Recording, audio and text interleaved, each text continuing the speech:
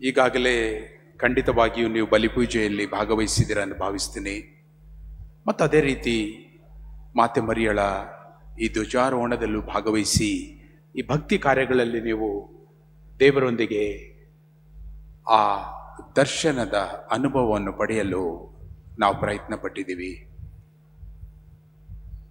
ಈ ನೊವೇನ ದಿನಗಳಲ್ಲಿ ಬಹಳ ಆಳವಾಗಿ ಅನೇಕ ವಿಚಾರಗಳನ್ನು ನಾವು ಧ್ಯಾನಿಸ್ತಾ ಬರ್ತೀವಿ. ದೇವರ ವಾಕ್ಯವನ್ನು ಧ್ಯಾನಿಸುವಾಗ ನಮಗೆ ಗೊತ್ತಾಗುತ್ತೆ, ಪ್ರತಿ ಸಲ ಮರಿಯಳು ಮರಿಯಳು ಮರಿಯಳು ಅಂತ ಹೇಳುವಾಗ ಪ್ರತಿಯೊಂದು ಸಮಯದಲ್ಲಿ ಮರಿಯಳು ಯಾವ ರೀತಿ ದೇವರೊಂದಿಗೆ ಸಂದರ್ಶನವಿಡುತ್ತಾ ದೇವರ ಸಂದರ್ಶನವನ್ನು ಪಡೆಯುತ್ತಾ ಹೋದಳು ಎಂಬುದಕ್ಕೆ ಅನೇಕ ನಿದರ್ಶನಗಳನ್ನು ನಾವು ದೇವರ ವಾಕ್ಯದಲ್ಲಿ ಓದ್ತೀವಿ. ಇವತ್ತು ಕೇಳಿದ ಈ ವಾಕ್ಯ, ಕುರುಬರು ಯೇಸುಸ್ವಾಮಿಯನ್ನು ಕಾಣಲು ಬರ್ತಾರೆ. ಬರುವಾಗ ಮರಿಯಳು ಮತ್ತು ಜೋಸೆಫರನ್ನು ಆ ಯೇಸುಸ್ವಾಮಿ ಒಂದಿಗೆ ಕಾಣ್ತಾರೆ. ಅದನ್ನು ಈ ವಾಕ್ಯ ಎಷ್ಟು ಚೆನ್ನಾಗಿ ಹೇಳುತ್ತೆ ಅಂತ ಹೇಳಿದರೆ, ನಡೆದ ಎಲ್ಲ ಘಟನೆಗಳನ್ನು ಮರಿಯಳು ತನ್ನ ಮನಸ್ಸಿನಲ್ಲಿ ಇಟ್ಟುಕೊಂಡು ಆಲೋಚಿಸುತ್ತಾ ಬಂದಳು. ಏನನ್ನು ಆಲೋಚಿಸುತ್ತಾ ಬಂದಳು ಮಾತೆ ಮರಿಯಳು? ಎಲ್ಲಿಂದ ಪ್ರಾರಂಭವಾಯಿತು ಮಾತೆ ಮರಿಯಳ ಆಲೋಚನೆ? She treasured everything in her heart and pondered over it. ಯಾವುದದು ಎಲ್ಲ ಎಲ್ಲ ಯಾವುದಂತ ಹೇಳಿದ್ರೆ, ಯಾವಾಗ ಮರಿಯಳು ಧ್ಯಾನಾಸಕ್ತಳಾಗಿದ್ದಾಗ, ದೇವರ ವಾಕ್ಯವನ್ನು ಓದುವಾಗ ದೇವದೂತನು ಅವಳಿಗೆ ಬಂದು, ಮರಿಯೇ ನೀನು ಧನ್ಯಳು. ಯಾಕೆ ನೀನು ಧನ್ಯಳು? ನೀನು ಪ್ರಸಾದ ಪೂರ್ಣೆ, ಸ್ತ್ರೀಯರಲ್ಲೆಲ್ಲ ನೀನು ಧನ್ಯಳು. You are the privileged one. ಅರ್ಥ ಆಗಲಿಲ್ಲ. ಪ್ರಸಾದ ಪೂರ್ಣೆ ಅಂದಾಗ ಕೂಡ ಅರ್ಥ ಆಗಿಲ್ಲ. ಎಂದೂ ಯೋಚನೆ ಮಾಡದಂತಹ ವಿಷಯ, ಸಂದೇಶ ಮರಿಯಳಲ್ಲಿಗೆ ಬರುತ್ತೆ. She was not prepared to listen. ಅವಳು ಇಂತಹ ಸಂದೇಶವನ್ನು ಆಲಿಸಲು ಎಂದೂ ಸಿದ್ಧಳಾಗಿದ್ದಿಲ್ಲ. ಸಾಮಾನ್ಯಳಾದ ಒಬ್ಬ ಮಹಿಳೆಗೆ ಈ ಸಂದೇಶ ಗೊಂದಲವನ್ನು ತಂದುಕೊಡುತ್ತೆ. ಅಲ್ಲಿಂದ ಪ್ರಾರಂಭವಾದ ಈ ಕತೆ, ನೀನು ಸ್ತ್ರೀಯರಲ್ಲಿ ಧನ್ಯಳು, ನೀನು ದೇವರ ತಾಯಿ ಆಗ್ಲಿಕ್ಕಿದೀಯಾ, ಮದುವೆ ಆಗಿಲ್ಲ ಅಂದ್ರೂ ನೀನು ಗರ್ಭವತಿ ಆಗ್ಲಿಕ್ಕಿದೀಯಾ, ಆಮೇಲೆ ನಿನ್ನಲ್ಲಿ ಹುಟ್ಟುವ ಮಗು ಶ್ರೇಷ್ಠ ನೆನೆಸಿಕೊಳ್ಳುವನು. ನಾವು ಮತ್ತೊಂದು ವಾಚನದಲ್ಲಿ ಓದುವಾಗ ನಮ್ಗೆ ಗೊತ್ತಾಗುತ್ತೆ, 5 ವಾಗ್ದಾನಗಳನ್ನು ದೇವದೂತನು ಅವಳ ಮುಂದೆ ಇಡ್ತಾನೆ. 5 ವಾಗ್ದಾನಗಳು.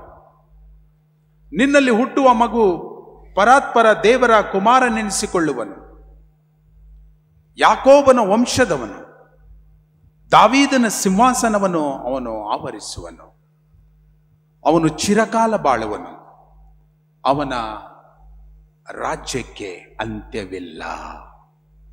ಅವನ ರಾಜ್ಯಕ್ಕೆ ಅಂತ್ಯವಿಲ್ಲ ಅಂದರೆ ಅವರ ಆಳ್ವಿಕೆಗೆ ಅಂತ್ಯವಿಲ್ಲ. ನೀನು ಎಂಥ ಮಗನನ್ನು ಹೆರುವೆ ಅಂತ ಹೇಳಿದ್ರೆ ಅವನ ರಾಜ್ಯಕ್ಕೆ ಅಂತ್ಯನೇ ಇಲ್ಲ. ಅಂದ್ರೆ ಆದಿಯೂ ಅಂತ್ಯವೂ ಇಲ್ಲದ ದೇವರ ತಾಯಿ ಆಗ್ಲಿಕ್ಕಿದೆಯಾ? 5 ವಾಗ್ದಾನಗಳನ್ನು ನಾವು ಆಲಿಸ್ತೀವಿ ದೇವದೂತನಿಂದ ಮರಿಯಳಿಗೆ.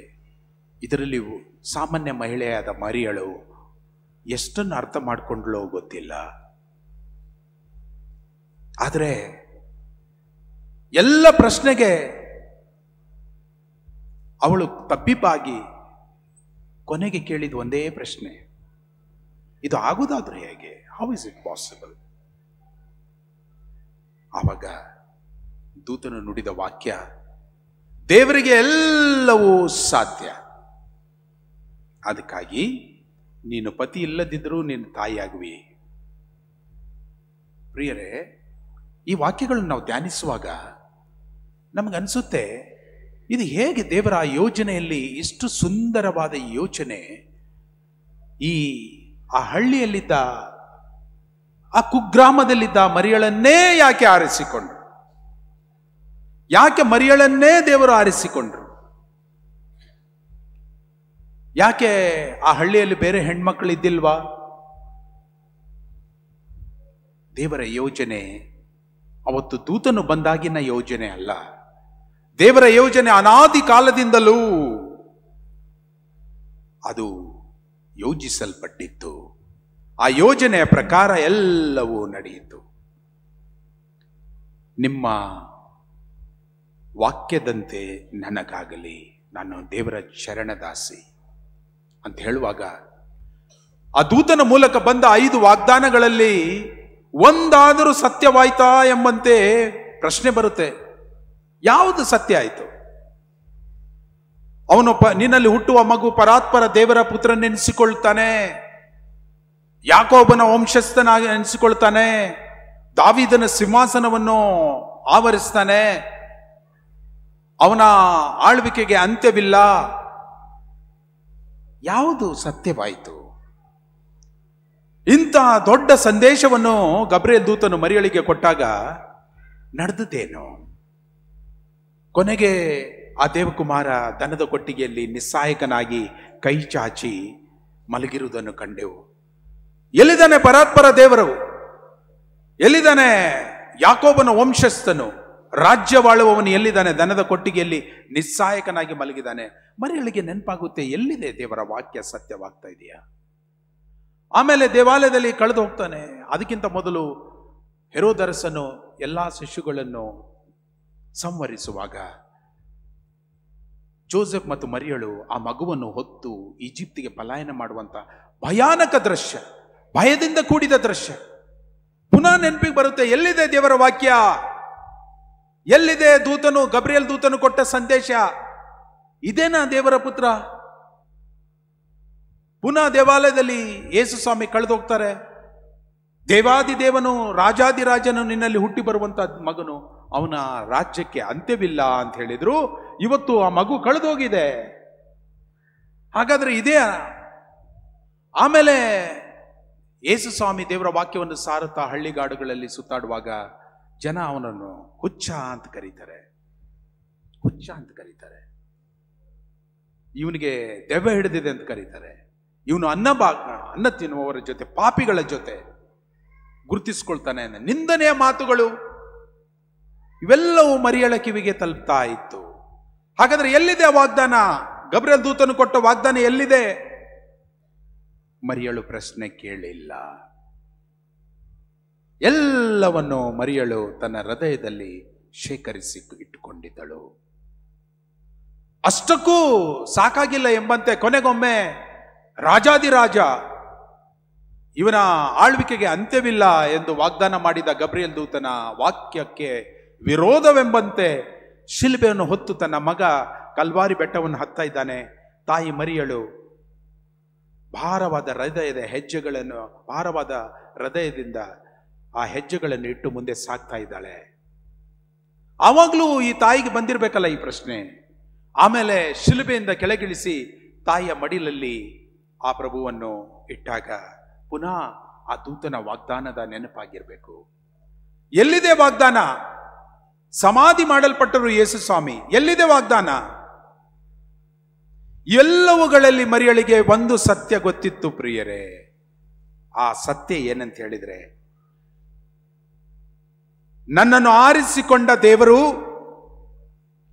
ನನಗೆ ಈ ಸಂದೇಶವನ್ನು ಕೊಟ್ಟ ದೇವರು ಸತ್ಯ ದೇವರು, ನುಡಿದಂತೆ ನಡೆಯುವ ದೇವರು, ತನ್ನ ವಾಗ್ದಾನಗಳನ್ನು ನೆರವೇರಿಸಿಕೊಡುವ ದೇವರು, ತನ್ನ ವಾಗ್ದಾನಗಳನ್ನು ಎಂದೂ ಹಿಂದೆ ತೆಗೆದುಕೊಳ್ಳದ ದೇವರು.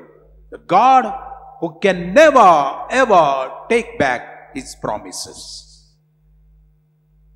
ದೇವರು ತಾನು ಮಾಡಿದ ವಾಗ್ದಾನಗಳನ್ನು ಹಿಂದೆ ತೆಗೆದುಕೊಳ್ಳದ ದೇವರು ಎಂಬ ದೃಢವಾದ ಆಳವಾದ ನಂಬಿಕೆ ಇತ್ತು. ಏನೇ ನಡೆಯಲಿ, ಆದರೆ ಅವನ ದಯೆ ಹೊಂದಿರಲಿ ಎಂಬ ಆಳವಾದ ನಂಬಿಕೆ ಮರಿಯಳಲ್ಲಿತ್ತು. ಅದಕ್ಕಾಗಿ ಏನು ನುಡಿಯಲ್ಪಟ್ಟಿತ್ತೋ ಅದು ಸತ್ಯವಾಗಿಯೇ ಅಂತ ಹೇಳಿ ನಂಬಿಕೊಂಡಿದ್ದಳು. ಪ್ರಿಯರೇ, ನಾವೆಲ್ಲರೂ ಕ್ರೈಸ್ತರು, ಅಕ್ರೈಸ್ತರು ಅಥವಾ ದೇವರಲ್ಲಿ ನಂಬಿಕೆ ಇಟ್ಟವರು ಇಲ್ಲಿದ್ದೀವಿ. ದೇವರನ್ನು ನಂಬಿಕೊಳ್ಳುವವರು ನಾವು. ದೇವರ ಆಶೀರ್ವಾದ ಕೃಪಾವರಗಳನ್ನು ಪಡಿಬೇಕು. ನಮ್ಮ ಜೀವನ ಸುಖವಾಗಿ ನಡಿಬೇಕು. ನಮ್ಮ ಕಷ್ಟ ಬರಬಾರ್ದು. ನಮ್ಮ ರೋಗ ರುಜಿನಗಳು ದೂರವಾಗಬೇಕು.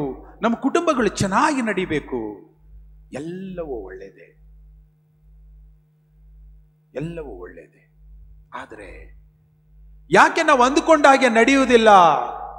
ಮರಿಯಳ ಜೀವನದಲ್ಲಿ ನಡೆದಾಗ ಯಾಕೆ ಅಂದುಕೊಂಡಾಗೆ ನಡೆಯುವುದಿಲ್ಲ? ದೇವರ ವಾಕ್ಯ ಹೇಳುತ್ತೆ, ದೇವರ ಯೋಜನೆಗೂ ದೇವರ ಯೋಚನೆಗಳಿಗೂ ನಮ್ಮ ಯೋಚನೆಗಳಿಗೂ ಆಕಾಶ ಭೂಮಿಗಿದ್ದಷ್ಟು ವ್ಯತ್ಯಾಸವಿದೆ. ಇದು ದೇವರ ವಾಕ್ಯ ನಮಗೆ ಕಲಿಸುವಂಥದ್ದು. ನಿಮ್ಮ ಕೈಯಲ್ಲಿ ಬೈಬಲ್ಗಳಿಲ್ಲ, ಅದಕ್ಕಾಗಿ ನಾನು ಅದು ಎಲ್ಲಿದೆ ಅಂತ ಹೇಳಿ ನಾನು ನಿಮಗೆ ಹೇಳ್ತಾ ಇಲ್ಲ. ಆದರೆ ಇಷ್ಟನ್ನು ನೆನ್ಪಿಡಿ, ದೇವರ ವಾಕ್ಯ ಹೇಳುತ್ತೆ, ನನ್ನ ಯೋಚನೆಗಳು ನಿಮ್ಮ ಯೋಚನೆಗಳಲ್ಲ. ಆಕಾಶ ಭೂಮಿಗೆ ಎಷ್ಟು ಅಂತರವಿದೆಯೋ ಅಷ್ಟು ಅಂತರವಿದೆ ನಿಮ್ಮ ಯೋಚನೆಗೂ ನನ್ನ ಯೋಚನೆಗೂ. ನಾನು ನಿಮಗಾಗಿ ಯೋಚನೆ ಮಾಡಿದ್ದು ನಿಮ್ಮ ಒಳ್ಳೆಯದಕ್ಕಾಗಿ, ನಿಮ್ಮ ನಾಶಕ್ಕಾಗಿ ಅಲ್ಲ. ಇದು ದೇವರ ವಾಕ್ಯ ಹೇಳುತ್ತೆ ನಮಗೆ. ಮರಿಯಳಿಗೆ ಗೊತ್ತಿತ್ತು, ಅಂದು ಆ ಇಸ್ರಾಯೇಲ್ ಜನರನ್ನು ದೇವರು ಆರಿಸಿಕೊಂಡ ಜನರು 40 ವರ್ಷ ಮರಳುಗಾಡಿನಲ್ಲಿ ಸುತ್ತಾಡುವಾಗ, ಆಹಾರವಿಲ್ಲದಾಗ ಆಕಾಶದಿಂದ ಮನ್ನಾ, ಬಂಡೆಯೊಳಗಿಂದ ನೀರು ಕೊಡಿಸಿದ ದೇವರು ನನ್ನ ದೇವರು. ಅದಕ್ಕಾಗಿ ಹಾಡುಗಾರನೊಬ್ಬ ಬಹಳ ಸುಂದರವಾಗಿ ನೆನಪಿಸ್ಕೊಳ್ತಾನೆ, ದೇವರು ಏನು ಮಾಡಿದ್ದಾರೆ ಅದ್ಭುತಗಳನ್ನು ನನಗಾಗಿ ಎಂಬುದನ್ನು ಸುಂದರವಾಗಿ ನೆನಪಿಸ್ಕೊಳ್ತಾನೆ. ಈಶಾ ದೀಶಾ ಪಾಲಿಸು ಹಮೇಶ, ಸರ್ವರಂ ಜಗ ಪಾಲಕ. ಈಶಾ ಸರ್ವರಂ ಜಗ ಪೋಷಕ. 40 ವರುಷ ವನದೊಳು ಕಾದಿದಿ, ಪರಲೋಕದಿಂದ ಮನ್ನವು ಕೋಟಿದಿ. ಬಂಡೆಯೊಳಗಿನ ನೀರ ಕುಡಿಸಿದಿ ತಂದೆ, ಸರ್ವರಂ ಜಗ ಪಾಲಕ. ಅಂದ್ರೆ 40 ವರ್ಷ ವನದೊಳು ಕಾದವನು ನೀನೇ, ಆಕಾಶದಿಂದ ಮನ್ನವನ್ನು ಕೊಟ್ಟ ದೇವರು ನೀನೇ, ಬಂಡೆಯೊಳಗಿನ ನೀರು ಕುಡಿಸಿದವನು ದೇವರು ನೀನೇ. ಇದು ಒಬ್ಬ ಆಧ್ಯಾತ್ಮಿಕವಾಗಿ ಆಳವಾಗಿ ದೇವರಲ್ಲಿ ನಂಬಿಕೆ ಇಟ್ಟ ಮರಿಯಳಿಗೆ ಈ ವಿಷಯ ಗೊತ್ತಿತ್ತು. ಇದು ಗೊತ್ತಿತ್ತು ಮರಿಯಳಿಗೆ. ದೇವರು ನನ್ನ ಪೂರ್ವಜರನ್ನು ಕೈ ಬಿಟ್ಟಿಲ್ಲ, ನನಗೂ ಕೈ ಬಿಡುವುದಿಲ್ಲ ಎಂಬ ಆಳವಾದ ಸತ್ಯ ನಂಬಿಕೆ ಮರಿಯಳು ನಂಬಿದ್ದಳು. ಅದಕ್ಕೆ ಸಂತ ಪೌಲರು ಬಹಳ ಸುಂದರವಾಗಿ ಹೇಳ್ತಾರೆ, ರೋಮನ್ರಿಗೆ ಬರೆದ ಪತ್ರದಲ್ಲಿ ನಾವು ಓದ್ತೀವಿ ಅದನ್ನು, ಯಾವುದು ನನ್ನನ್ನು ದೇವರಿಂದ ಬೇರ್ಪಡಿಸಲಿಕ್ಕೆ ಸಾಧ್ಯ? ಸಾವು, ನೋವು, ದುಃಖ, ರೋಗ, ಕಷ್ಟ ಯಾವುದು ನನ್ನನ್ನು ದೇವರಿಂದ ಕ್ರಿಸ್ತನಿಂದ ಬೇರ್ಪಡಿಸಲಿಕ್ಕೆ ಸಾಧ್ಯವೇ ಇಲ್ಲ. ಅಂತಹ ನಂಬಿಕೆಗೆ ಮರಿಯಳು ಪಾತ್ರಳಾಗಿದ್ದಳು. ಮರಿಯಳ ಜೀವನದಲ್ಲಿ ನಡೆದಂಥದ್ದು ನಮ್ಮ ಜೀವನದಲ್ಲಿ ಯಾವಾಗಲೂ ನಡೀತಿರ್ತದೆ. ಭಕ್ತಿಪೂರ್ವಕವಾಗಿ ದೇವರ ಮುಂದೆ ಬರ್ತೀವಿ, ಕಾಣಿಕೆ ಹೊರೆಗಳನ್ನು ಹೊತ್ತುಕೊಂಡು ಬರ್ತೀವಿ, ಅನೇಕ ರೀತಿಯ ಹರಕೆಗಳನ್ನು ಹೊರ್ತೀವಿ, ಎಲ್ಲವೂ ಒಳ್ಳೆಯದಾಗಲಿ ದೇವರೇ ಅಂತ ಹೇಳಿ ಪ್ರಾರ್ಥಿಸ್ಕೊಳ್ತೀವಿ, ಪೂಜಾ ವಿಧಿಗಳಲ್ಲಿ ಭಾಗವಹಿಸ್ತೀವಿ, ದೇವರ ವಾಕ್ಯವನ್ನು ಓದ್ತೀವಿ, ಸತ್ಯ ದೇವರ ಕೈಯನ್ನು ಎಲ್ಲದರಲ್ಲಿ ನೋಡ್ತೀವಿ, ದೃಢವಾದ ವಿಶ್ವಾಸವನ್ನು ಇಟ್ಟು ನಂಬಿಕೆ ಇಟ್ಟನ್ನು ಹೋಗ್ತಾ ಇರ್ತೀವಿ. ಆದರೆ ಎಲ್ಲೋ ಒಂದ್ ಕಡೆ ಯೋಚನೆ ಮಾಡದ ವಿಷಯಗಳು ನಡೆದು ಹೋಗ್ತವೆ. ಎಲ್ಲೋ ಒಂದ್ ಕಡೆ ಅಪಘಾತ ಆಗುತ್ತೆ, ಕುಟುಂಬದಲ್ಲಿ ಸಾವಾಗುತ್ತೆ, ಆಸ್ಪತ್ರೆಗೆ ಏನೋ ಒಂದು ತಪಾಸಣೆಗೆ ಹೋಗ್ತೀವಿ, ಕ್ಯಾನ್ಸರ್ ಎಂಬ ಮಾರಕ ರೋಗ ಅಂತ ಹೇಳಿ ಗೊತ್ತಾಗುತ್ತೆ, ಮತ್ತೇನೋ ಆಘಾತದ ಸುದ್ದಿ ನಮ್ಮ ತಲೆಗೆ ಬರಬಡದಂತೆ ಬರುತ್ತೆ. ಯಾಕೆಗೆ? ಎಲ್ಲವೂ ಸುಗಮವಾಗಿ ನಡೀತಿತ್ತಲ್ಲ, ನಾನು ಏನ್ ತಪ್ಪು ಮಾಡಿದೆ? ಯಾಕೆ ನನಗೆ ಈ ಶಿಕ್ಷೆ? ಅನೇಕ ಪ್ರಶ್ನೆಗಳ ಸರಮಾಲೆ ನಮ್ಮ ಮನಸ್ಸಲ್ಲಿ ಬರ್ತವೆ. ಕುಟುಂಬಗಳಲ್ಲಿ ಅಶಾಂತಿ, ಮಕ್ಕಳು ನಾವು ಹೇಳ್ದಾಗೆ ನಡೀತಾ ಇಲ್ಲ, ಗಂಡ ಹೆಂಡತಿಯ ಮಧ್ಯೆ ಜಗಳ, ಒಗ್ಗಟ್ಟಿಲ್ಲ, ನಮ್ಮ ಪ್ರಗತಿಯನ್ನು ನಮ್ಮ ಸುತ್ತ ಇದ್ದವರು ಸಹಿಸ್ಕೊಳ್ತಾ ಇಲ್ಲ. ನಮ್ಮ ಬಗ್ಗೆ ನಿಂದನೆ ಮಾಡುವವರು ಹೆಚ್ಚು, ನಮ್ಮ ಹೆಸರು ಹಾಳು ಮಾಡುವವರು ಹೆಚ್ಚು. ಒಂದೋ ಎರಡೋ ನೋವೇ ನೋವು. ಮಲ್ಕೊಳ್ಬೇಕಾದ್ರೆ ಟ್ಯಾಬ್ಲೆಟ್ ತಗೊಂಡೆ ಮಾತ್ರೆ ತಗೊಂಡು ಮಲಗಬೇಕು. ಊಟ ಮಾಡಬೇಕಾದ್ರೂ ಟ್ಯಾಬ್ಲೆಟ್ ತಗೊಳ್ಬೇಕು. 2 ಹೆಜ್ಜೆ ಇಡಬೇಕಾದ್ರೂ ಟ್ಯಾಬ್ಲೆಟ್ ತಗೊಳ್ಬೇಕು. ಯಾಕೀಗೆ? ಪ್ರಿಯರೇ, ಆಗುವುದೆಲ್ಲವೂ ಒಳ್ಳೆಯದಕ್ಕೆ. ದೇವರ ಅರಿವಿಗೆ, ದೇವರ ಜ್ಞಾನಕ್ಕೆ ಬಾರದೆ ನಮಗೇನೂ ಆಗಲು ಸಾಧ್ಯವಿಲ್ಲ. Nothing can happen to me without the knowledge of God. Nothing can happen to me. ದೇವರ ಯೋಚನೆಗೆ, ದೇವರ ಯೋಜನೆಗೆ ಬಾರದೆ ನನಗೇನೂ ಆಗಲು ಸಾಧ್ಯವಿಲ್ಲ. ಯೇಸು ಸ್ವಾಮಿಗೆ ಯಾರೋ ಒಬ್ರು ಪ್ರಶ್ನೆ ಕೇಳ್ತಾರೆ, ಅಲ್ಲಿ ಒಬ್ಬ ಹುಟ್ಟು ಕುರುಡನಿದ್ದಾನಲ್ಲ, ಅವನು ಯಾಕೆ ಕುರುಡ ಆದ? ಅವನ ಪಾಪದ ದೆಸೆಯಿಂದಲೋ ಅವನ ಪೂರ್ವಜರ ಪಾಪದ ದೆಸೆಯಿಂದಲೋ ಯಾಕೆ ಅವನು ಕುರುಡನಾಗಿ ಹುಟ್ಟಿದ? ಯೇಸು ಸ್ವಾಮಿ ಒಂದು ಮಾತು ನುಡಿತಾರೆ, ಅವನ ತಪ್ಪು ಅಲ್ಲ, ಅವನ ಪೂರ್ವಜರ ತಪ್ಪು ಅಲ್ಲ, ಆದರೆ ದೇವರ ಮಹಿಮೆಗಾಗಿ ಆತನು ಕುರುಡನಾಗಿದ್ದಾನೆ. Praise the lord, praise the lord, praise the lord. ನಮಗೆ ಬರುವ ಒಂದೊಂದು ಕಷ್ಟ, ದುಃಖ, ನೋವುಗಳು ಪ್ರಿಯರೇ, ಕೇವಲ ನಮ್ಮ ಪಾಪದ ದೆಸೆಯಿಂದ ಮಾತ್ರವಲ್ಲ, ದೇವರ ಮಹಿಮೆಗಾಗಿಯೂ ಕೆಲವು ಕಷ್ಟಗಳನ್ನು ದೇವರು ನಮ್ಮ ಜೀವನದಲ್ಲಿ ಬರಮಾಡ್ತಾನೆ. ಯಾಕೆಂದ್ರೆ ಹೇಳಿದ್ರೆ, ನಾನು ಆ ದೇವರ ಶಕ್ತಿಯನ್ನು ತಿಳ್ಕೊಳ್ಬೇಕು. ನಾನು ಆರಾಧಿಸುವ ದೇವರು ಜೀವವುಳ್ಳ ದೇವರು ಎಂಬುದನ್ನು ತಿಳ್ಕೊಳ್ಬೇಕು. ನಾನು ಪುನಃ ತಿರುಗಿ ದೇವರಲ್ಲಿಗೆ ಬರಬೇಕು. ದೇವರ ಮಹಿಮೆಗಾಗಿ, ದೇವರ ಮಹಿಮೆಗಾಗಿ. ಅದಕ್ಕಾಗಿ ಮರಿಯಳಿಗೆ ಅವಳ ಜೀವನದಲ್ಲಿ ಎಲ್ಲವೂ ಸುಖವಾಗಿ ನಡೆದಿಲ್ಲ. ಆದರೆ ದೇವರು ಕಲ್ಲು ಮುಳ್ಳುಗಳ ಹಾದಿಯನ್ನು ಮರಿಯಳಿಗೆ ತೋರಿಸಿದರೂ ಆ ಕಲ್ಲು ಮುಳ್ಳುಗಳ ಹಾದಿಯಲ್ಲಿ ನಡೆಯಲು ಪಾದರಕ್ಷೆಗಳನ್ನು ದೇವರು ಮರಿಯಳಿಗೆ ಕೊಟ್ಟರು. ಅದಕ್ಕಾಗಿ ಶಕ್ತಿಯನ್ನು ಕೊಟ್ಟರು. ಅದಕ್ಕಾಗಿ ಪ್ರಿಯರೇ, ದುಃಖ, ಕಣ್ಣೀರು, ನೋವು ಬಂದಾಗ ದೇವರೇ ಇದನ್ನು ನನ್ನಿಂದ ದೂರ ಮಾಡು ಎಂದು ನಾವು ಪ್ರಾರ್ಥಿಸ್ತೀವಿ. ಪ್ರಾರ್ಥನೆಯಲ್ಲಿ ತಪ್ಪಿಲ್ಲ. ಅಂದು ಯೇಸು ಸ್ವಾಮಿ ಗೆತ್ಸೆಮನೆ ತೋಪಿನಲ್ಲಿ ಒಂದು ಪ್ರಾರ್ಥನೆ ಮಾಡ್ತಾರೆ, ದೇವರೇ ಸಾಧ್ಯವಾದರೆ ಈ ಕಷ್ಟದ ಕೊಡವನ್ನು ನನ್ನಿಂದ ದೂರ ಮಾಡಪ್ಪ ಅಂತ ಹೇಳಿ ಪ್ರಾರ್ಥಿಸ್ತಾರೆ. ಗೆತ್ಸೆಮನೆ ತೋಪಿನಲ್ಲಿ ರಕ್ತದ ಬೆವರನ್ನು ಸುರಿಸಿ ಯೇಸು ಪ್ರಾರ್ಥಿಸಿದರು ಎಂಬುದಾಗಿ ದೇವರ ವಾಕ್ಯ ನಮಗೆ ನುಡಿಯುತ್ತೆ. ಕಷ್ಟದ ಕೊಡ ಯೇಸು ಸ್ವಾಮಿಯಿಂದ ದೂರ ಆಯ್ತಾ? ದೂರ ಆಯ್ತಾ? ಶಿಲುಬೆ ಯೇಸುವಿನಿಂದ ತೆಗೆಯಲ್ಪಟ್ಟಿತಾ? ಇಲ್ಲ. ಶಿಲುಬೆ ಕೊಡಲ್ಪಟ್ಟಿತು, ಯೇಸುವಿಗೆ ಶಿಲುಬೆ ಕೊಡಲ್ಪಟ್ಟಿತು. ಆದರೆ ಶಿಲುಬೆಯನ್ನು ಹೊರಲು ದೇವರು ಶಕ್ತಿಯನ್ನು ನೀಡಿದರು. ಯೇಸು ಸ್ವಾಮಿಗೆ ಆ ಶಿಲುಬೆಯನ್ನು ಹೊತ್ತು ಮುಂದೆ ಸಾಗಲು ದೇವರು ಶಕ್ತಿಯನ್ನು ನೀಡಿದರು. ಯಾಕಂದ್ರೆ ದೇವರಿಗೆ ಗೊತ್ತಿತ್ತು, ಶಿಲುಬೆಯ ಮೂಲಕವೇ ನನ್ನ ಮಕ್ಕಳ ರಕ್ಷಣೆ ಸಾಧ್ಯ. ಅದಕ್ಕಾಗಿ ನಾನು ಈಗಲೇ ಅಲ್ಲಿ ಸಂದೇಶ ಕೊಡುವಾಗ ಒಂದು ಹಾಡಿನ ಚರಣವನ್ನು ನಿಮ್ಮ ಮುಂದೆ ಇಟ್ಟಿದ್ದೆ. ಎಲ್ಲವೂ ದೇವರಿಂದ ನಾವು ಪಡ್ಕೊಂಡದ್ದು. ಅದಕ್ಕಾಗಿ ಕಷ್ಟದಲ್ಲೂ, ದುಃಖದಲ್ಲೂ, ನೋವಿನಲ್ಲೂ, ನಲಿವಿನಲ್ಲೂ, ಕಣ್ಣೀರಿನಲ್ಲೂ ಏನೇ ಬರಲಿ ದೇವರ ದಯೆ ಇರಲಿ ಎಂಬುದಾಗಿ ನಾವು ಪ್ರಾರ್ಥಿಸಬೇಕು. ದೇವರೇ, ಇದು ನಿನ್ನ ಇಚ್ಛೆ ಆದ್ರೆ ಇದನ್ನು ಸಹಿಸಿಕೊಳ್ಳುವಂತ ಶಕ್ತಿ ಕೊಡಪ್ಪ ಅಂತ ಹೇಳಿ ಪ್ರಾರ್ಥಿಸಬೇಕು. ಆದರೆ ಯಾವ ಕಾರಣಕ್ಕೂ ದೇವರು ನನಗೆ ಶಿಕ್ಷಿಸಿದ್ದಾನೆ, ಯಾಕೆ ನಾನು ದೇವರಲ್ಲಿಗೆ ಹೋಗ್ಬೇಕು, ಯಾಕೆ ನಾನು ಬಲಿಪೂಜೆಗೆ ಹೋಗ್ಬೇಕು, ಯಾಕೆ ನಾನು ದೇವರ ವಾಕ್ಯವನ್ನು ಓದಬೇಕು, ಯಾಕೆ ಈ ದೇವರಲ್ಲಿ ಇಟ್ಟ ನಂಬಿಕೆಯ ಫಲವಾಗಿ ನನಗೇನು ಒಳ್ಳೆಯದಾಗಿದೆ? ಇದು ವಿಶ್ವಾಸಿಗಳ ಪ್ರಶ್ನೆ ಅಲ್ಲ, ಇದು ನಂಬಿಕೆ ಉಳ್ಳವರ ಪ್ರಶ್ನೆ ಅಲ್ಲ. ದೇವರೇ, ನನಗೆ ಗೊತ್ತಿದೆ ಸ್ವಾಮಿ, ನಿನ್ನ ಸತ್ಯ ವಾಕ್ಯದಲ್ಲಿ ನೀನು ನುಡಿದಂತೆ ನಡೆಯುವ ದೇವರು, ನಿನ್ನ ವಾಗ್ದಾನಗಳನ್ನು ನಡೆಸಿಕೊಡುವ ದೇವರು.